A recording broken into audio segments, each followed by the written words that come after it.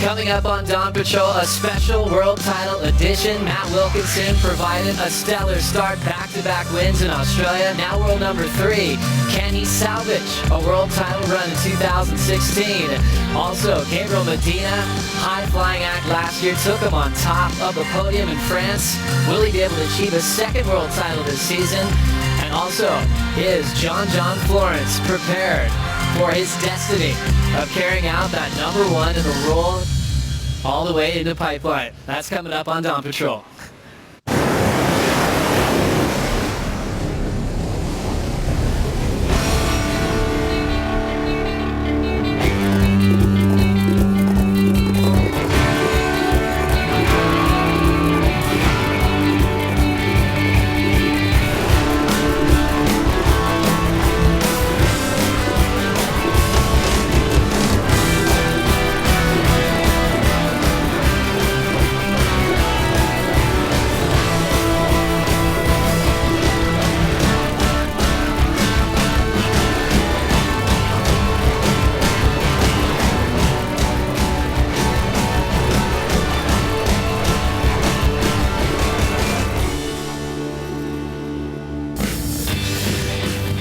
Good morning and welcome to the southwest of France here in Hossegor as we wait for the official call for day 2 of action for the Quik Silver and Roxy Pro, stop number 9 of the Samsung Galaxy Championship Tour. Thank you for joining us on Dawn Patrol. We have a special World Title Edition show for you today, focusing on Matt Wilkinson. After a stellar start in Australia, does he still have a chance to salvage his world title campaign? We'll dive into the Medina story. Will he be able to finish with a second world title this season? And will John Florence do what he's been dreaming of doing his whole life and bring back a world title home to Hawaii this year? On the set this morning to break it all down, to start the debates, good friend Strider Wazalewski, big wave charger, but loving the beach breaks here at France. How's been the European leg for yourself, Waz? It's been pretty pure, having a great time, really great waves, good friends, good food. Former world champ, really get any better. Martin Potter alongside you, Waz. Potts, you love France, you used to live here in the past, obviously coming off a short day yesterday. Yep. How excited were you to get this thing started? Oh, absolutely. I mean, it's one of those events on tour where, you know, we're getting down to the nitty-gritty. Obviously, it's one of the most challenging events to run, you know, with the tides, the winds, all that other stuff. But, you know, the guys in the mix, I mean, it's going to be probably one of the best world title races we've seen in a very long time. So can't wait to get it going. Matt Wilkinson, number 3 in the world, sticking his routine with the Microsurf Academy, up in the dark, checking the conditions in the early morning light. Strider, you caught Wilco yesterday walking around town. How was he looking yesterday for you? You know, it was interesting. I saw him hanging out with Tyler Wright and super coach Glenn Microhall, and they were just really like taking in the vibes. You could see him kind of setting the clock almost, making sure that everything, the paces were there, and I crept up and caught a little moment from the back, taking a picture of him just sitting along the bench, and you know, it was a really good look into the mindset. Interesting position for Matt Wilkinson. As we know, before this season, he had never finished above 18th in the world with 2 back-to-back wins. He even had himself kind of asking what was going on. In fact, Potts, that was the question he asked Fanning when Mick went to congratulate him. He was like, what is happening now? Quickly, he was in the running for the world title conversation. Is he still right there for you, Potts? Oh, absolutely. I mean, you know, when you look at what he's done so far this year, you know, put himself in a really good spot. Obviously, you know, you look at the top guys, they've all had bad results, mixed in with some good ones. So, you know, I think Matty Wilco's just got to, you know, hit that pressure valve, release a bit of that pressure, go and have a bit of fun and kind of rekindle that feeling he had at the beginning of the year. And, you know, he was surfing loose. He was, you know, there wasn't that pressure of the yellow jersey. And I think it's really good that he hasn't got it anymore. All that focus is now on John. I think coming into the back part of this year, you know, Matty Wilco hasn't had a good result here in Europe. I think it's easier to do it. So, you know, he's got to keep his head in the game. I think he's got a great shot at it. We're able to catch up with world number 3 now, Matt Wilkinson, at the press conference just the other day. I guess that little midsection, I had a few pretty average results, but I don't know, I didn't feel like my surfing was not there or anything. It was just kind of happened, and now, yeah, the forecast looks great here, and the year's kind of getting down to the business end, and I'm feeling great, and I'm ready. I haven't had a final or anything here, but this is somewhere that I feel like kind of anything can happen, and my surfing, I feel as fit as I've ever felt, and my surfing feels great, and yeah, I'm really excited to try and get some barrels and just go heat by heat as I've done all year, and I don't know, there's 3 left, so that doesn't sound too hard, does it? Matt Wilkinson talking about his position in the world title showdown, number 3 on the Jeep leaderboard, losing the yellow jersey a couple events back and trying to recover from a 25th exit at lower trestles. When you look back in past history for Wilco, he had a lot of round 2 losses, broke that streak the last 2 seasons, still yet to make the quarterfinals. And then you kind of look at the success he's had this year. Snapper, bells, he hadn't had the best results and he picked up big wins. Can he kind of turn this one around as well, Strider? You can always turn it around. I mean, you saw the results. They were getting better as the years went on, so hopefully he can, continue that trend. It's just going to be really hard for him, to get over that hump. I think it's a mental thing going into it where, like Potts was talking about, just you look into his eyes and you kind of see this kind of glaze, and I don't see the eye of the tiger in there. Interesting when you look at that season so far, his events where he's expected to do well, he's almost put more pressure on himself. 25th in Rio where he's made the semifinals in the past, same situation at the J-Bay Open where he went down. What's going on in his headspace when he goes to an event where he kind of tends to feel more comfortable?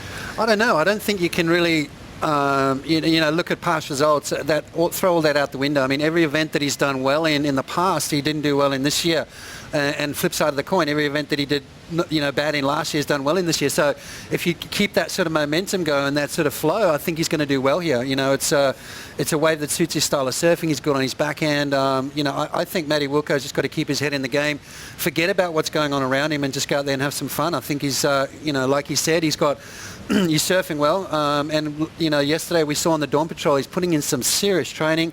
With the footy players, altitude training, Ironman stuff, boxing. I mean, the kid's ready. Really fun to look at Wilco's best season ever in his career, but will he be a world title contender when it's all said and done? Strider and Potts will put their calls on the line later on in the show. Coming up next, it's all about Gabriel Medina, last year's champ, who's going to try to defend his title in France. That's coming up next.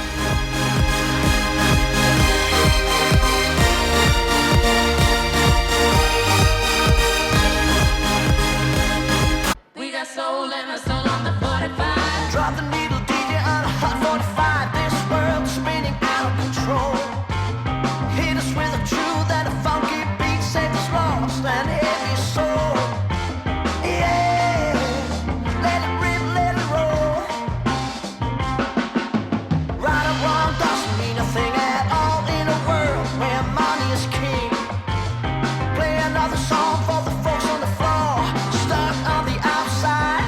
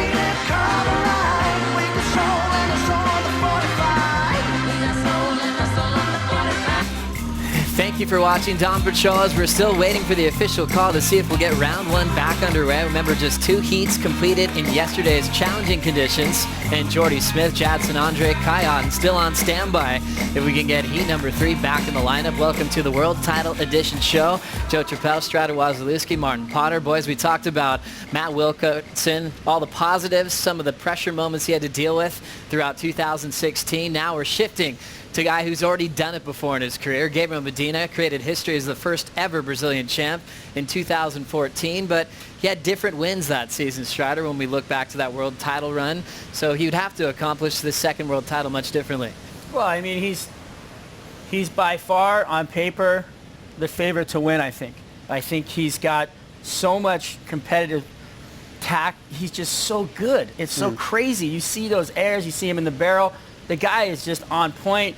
And the reality is he walks around like a world champ. And that's something you don't see out of 99% of the tour. You have to have the swagger. You have to have that confidence, and he's got it 100%. Potts, we've seen Medina already dealing with pressure, being the guy to beat. We know what he goes through. How is he handling it this season? And ultimately, how's he looking for you after the tough loss at Lower Trestles? Well, you know, you could sort of take that tough loss at Trestles, you know, both ways. I mean, you could either beat him down or it can put the fire under him. I think it's done the latter. I think it's put the fire under him. So, you know, for me, Medina's looking really dangerous. He's in a good spot. He's number 2 in the world. Obviously, the focus on John. First Hawaiian to have that yellow jersey since Andy Iron. So there's a lot going on for John, whereas Medina's just sliding through. And, you know, he's coming into an amazing part of the year for him. Obviously, won here in France a couple of times, placed well in Portugal. And you know, we all know that he finishes strong at pipe. Strider, you know, there is no weaknesses in the guy's game. You know, we always try to pick out that, and there is none. So he's going to be a tough one. I don't think the spotlight's off of him, though. I don't think the spotlight's off Wilco either. I think both of those guys are feeling the weight of the world on them right now, as well as John. So it's going to be a great run. We were able to catch up to Gabriel Medina at the press conference talking about his game plan for his second world title campaign. Yeah, I mean, I'm just trying to take it easy, you know. The first time I was fighting for the title, I was really nervous and stressful. This time I'm just trying to think heat by heat, wave by wave, you know, just take it easy, and let's see what's going to happen. Great to hear Medina talking about his mindset. Now number 2 in the world, heading into stop number 9. An epic average heat percentage. As you see, it's the best on tour with his winning percentage at 75%. Wow. When you look at this specific event here in France, it is so scary looking at the past history. 2011, that was his first CT win. His second event of the mid-season rotation. We started with lowers. He came here. He was just 17, and he put on a show that we will never forget. But as we know, his connection with France started way back at the King of the Grums, and Potts, you were on hand for the call this day. Yeah, you know, we always knew that there was going to be some greatness. And what about that little kid too, Kyle Belli? I mean, you know, just same set of kind of moves, but a bit stronger. But Medina that day was untouchable. I mean, and that's the kind of surfing this kid does. 2 10-point rides. He was doing airs every which way, but you know, Perry Hatchett, the head judge that day, said, look, he would have won most CT heats, and you know, we always knew Medina was sort of on his way to greatness, and here he is, one of the best ever in France. So he's going to be a tough guy to beat. He looks like a completely different human. Look at this guy. He's big, he's filled out, he's powerful, he can get barreled and do gigantic airs like he did last season in the final against me, Durbin Strider. Yeah, that was mind-boggling. I mean, really, to be throwing down the highlight reels that these guys are doing, and Medina's doing it time after time after time.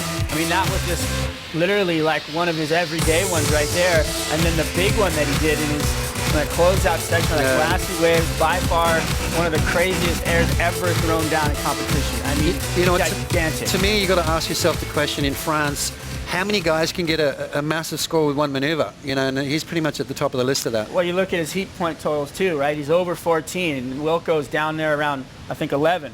So the average heat totals tell a huge story to how consistent these guys are. Really fun to see Medina's connection in France. Remember, last year was a comeback year to put himself back in a world title race with a win here, quarter in Portugal, finaled at Pipe, finished number 3 in the world after his world title campaign in 2014. We're diving into the world title showdown. Up next, we're going to talk about the man wearing the Jeep yellow jersey, John Florence, and his chances, and Potts and Strider are going to make their call for the win.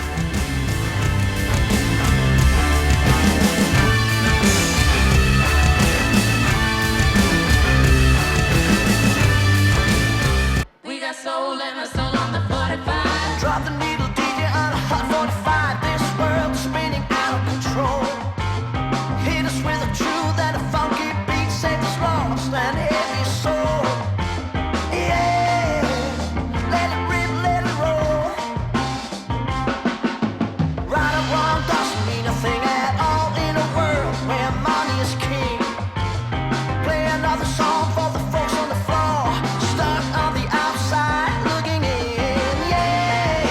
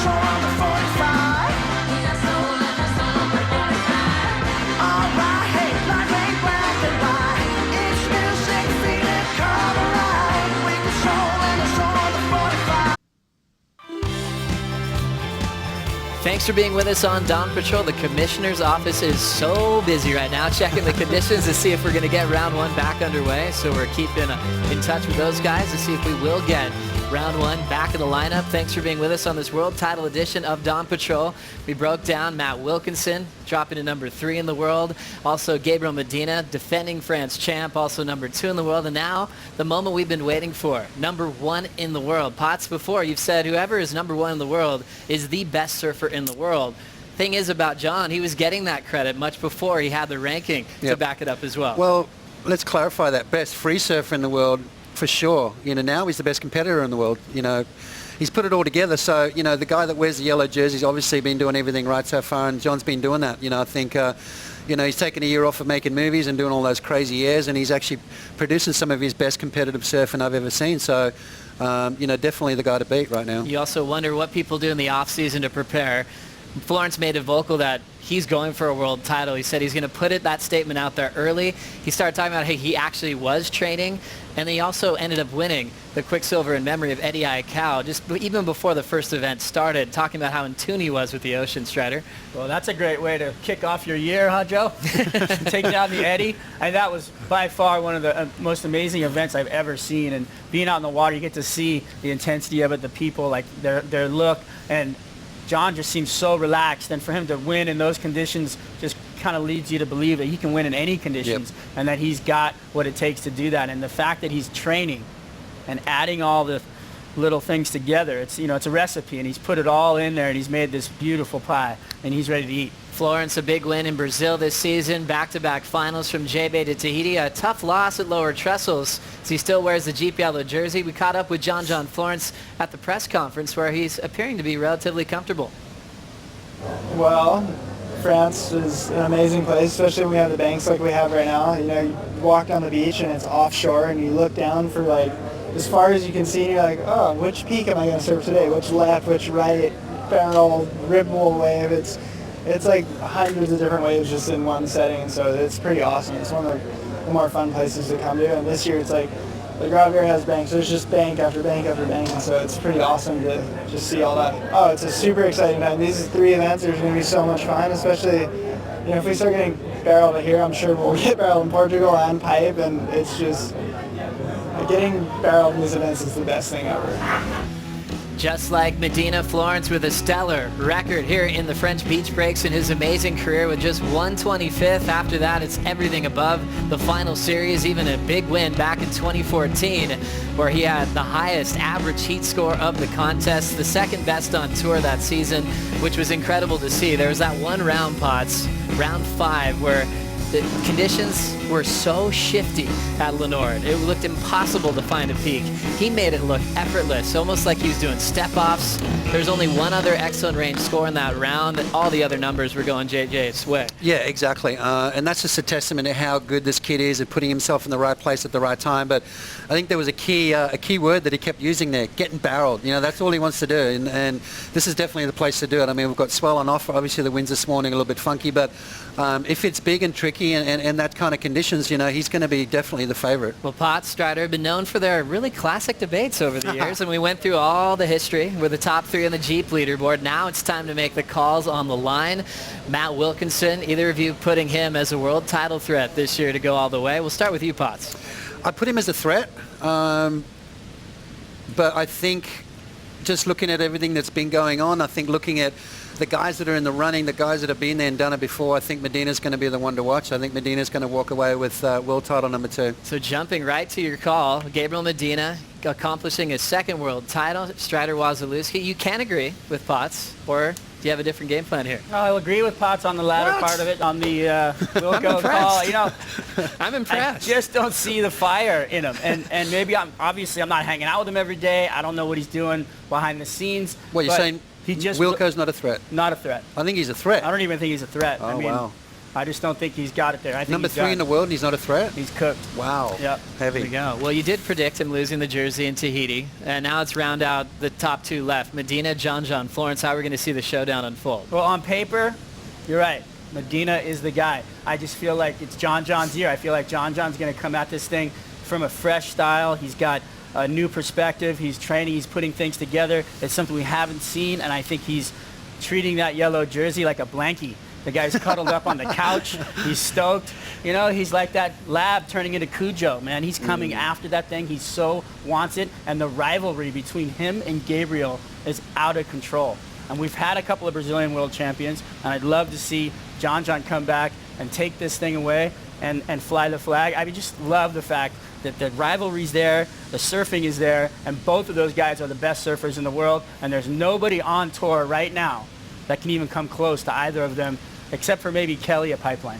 Impressive that you just mentioned Kelly, because when we do the math in the world title equation, we focus on the top three picture, the guys with the best momentum, but it's been an up and down year.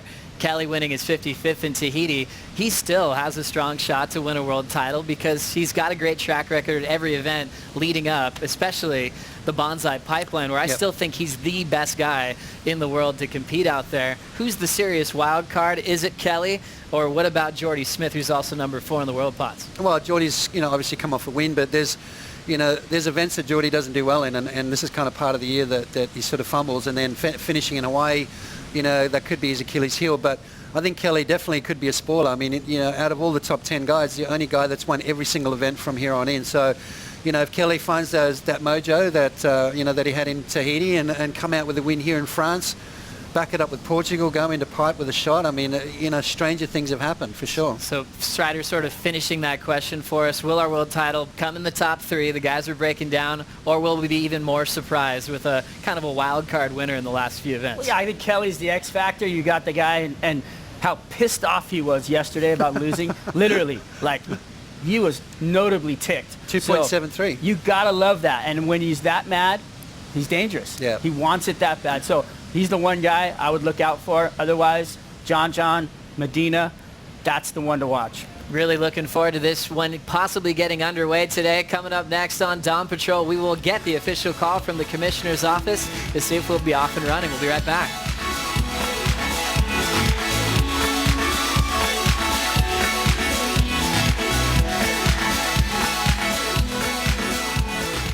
We got soul and a soul on the 45. Drop the needle DJ on a hot 45. This world's spinning out of control.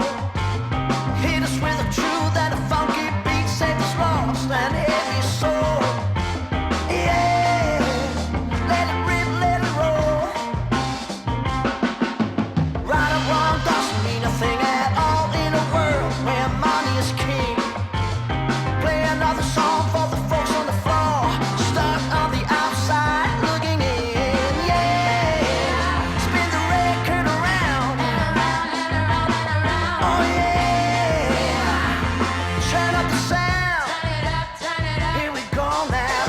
Alright, life ain't black and white, it's music, feel it come alive. We got soul and a soul on the 45. We got soul and a soul on the 45. Alright, life ain't black and white, it's music, feel it come alive. We got soul and a soul on the 45. We got soul and a soul on the 45. We got soul and a soul on the 45. It's what in the group that counts. Don't you pay them fools, no, never mind. Money grabs, reaching up at fortune and fame. Watch out, they'll rock you blind. Oh yeah, let it slip, let it slide. Oh yeah, burn the house down tonight. Here we go now. Alright, life ain't black and white, it's music, feel it come alive. We got soul and a soul on the 45. We got soul and a soul on the 45. Alright, hey, life ain't black and white, it's music, feel it come alive. We got soul and a soul on the 45. We got soul and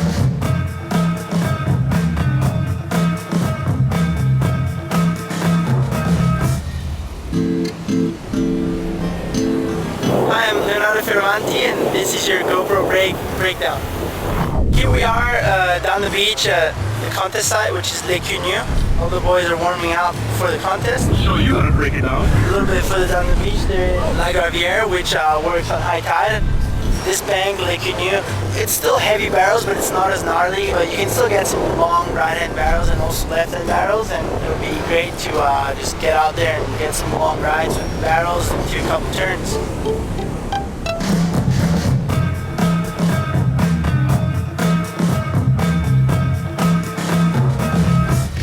Welcome back to the WSL Dawn Patrol. We have been hunting down this man, our commissioner, Kieran Perot. And Kieran, you've been keeping a close watch on the lineup.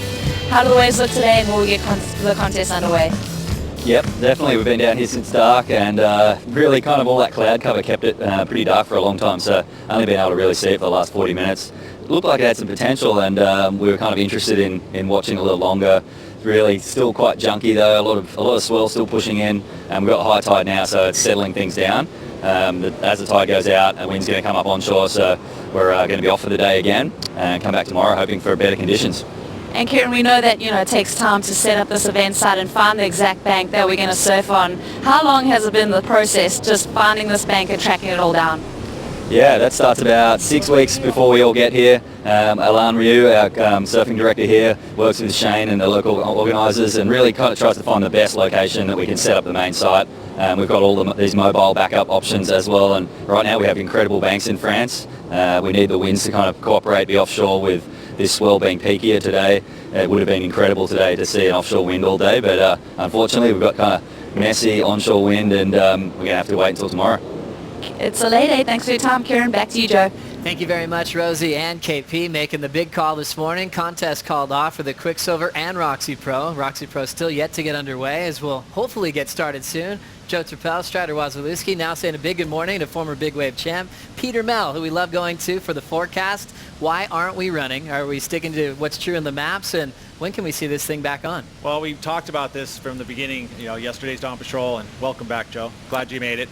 We have lots of swell on tap, and that's the story, but we just haven't had the winds. We finally, this actual pattern that we've been having 2 weeks before all this was great. It was offshore, and then all of a sudden now we've got some fronts that are moving over us, and that's why we have these onshore conditions. Plenty of surf, but that wind is going to be onshore, and it's going to be ebbing and flowing. You're going to have some times where it could go clean, but most of the time we're going to have kind of this onshore for the next couple of days. Friday's our first day that we're going to have back offshore conditions. Of course, what happens there is our swell is going to drop slightly. Hopefully we have enough swell, overhead, peaky conditions. These banks out here are really good, as you saw from yesterday, Connor Coffin getting that dimer in the rough. We hope to have more of that. And then there's actually a backup swell for the weekend as well. So we'll just hope that we're getting way out there right now, Pete. What? I want to hear your decision on the world title. Well, who's going to win the world title? We can go all the way down to number 28 because everyone's mathematically in there. So except let's for say Jack Freestone, he's out. number 19 in the rankings, Nat Young's going to come from behind and take the title.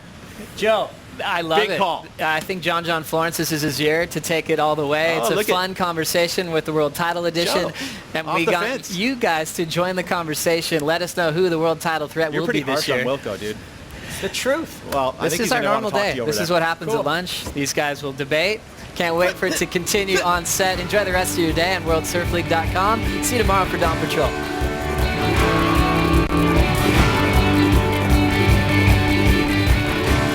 This copyrighted event broadcast is produced by the World Surf League for broadcast around the world and may not be retransmitted, reproduced, rebroadcast, or otherwise distributed or used in any form without the written consent of the World Surf League.